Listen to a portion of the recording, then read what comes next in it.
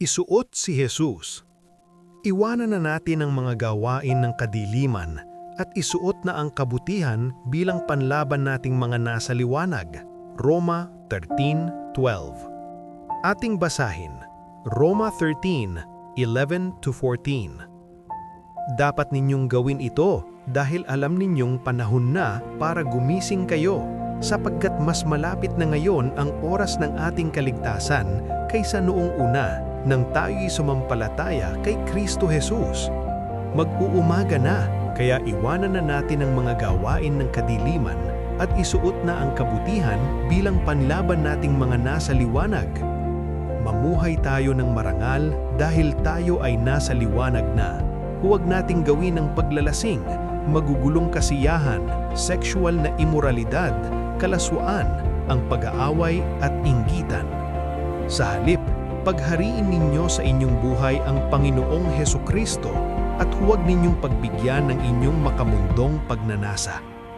Naranasan nyo na ba na magkaroon ng isang bagong gamit? Sa una ay parang excited ka, pero parang eventually naiinis ka. Nasa adjustment period ka. Halimbawa na lang din sa mga kakilala ko na mayroong mga salamin sa mata. Una ay nakaka-excite suotin ito kasi nga bago at lalo na kung first time.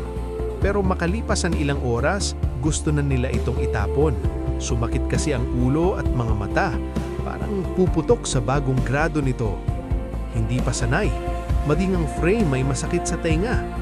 Kinabukasan, mapapabuntong hininga na lang nang maisip na kailangang ulit itong isuot. Sa araw-araw na ginagamit ay unti-unti na ding nasanay.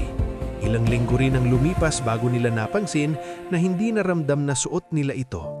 Kapag may mga bago tayong isinusuot, minsan kailangan ng panahon para masanay tayo rito hanggang sa maging bahagi na ito ng ating buhay.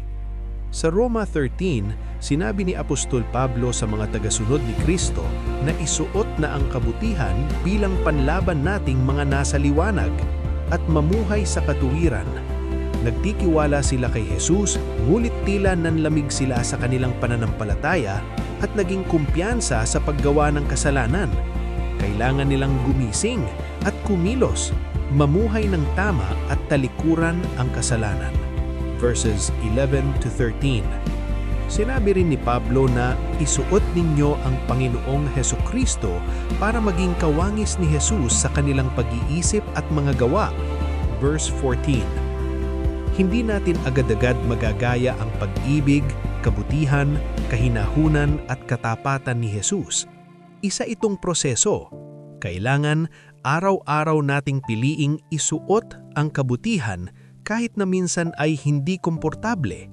Ngunit sa patuloy nating pagsunod sa Kanya, binabago niya tayo para sa ikabubuti natin. Paano mo isusuot si Jesus ngayong araw? Paano mas magiging madali ang pagiging kawangis ni Kristo sa paglipas ng panahon?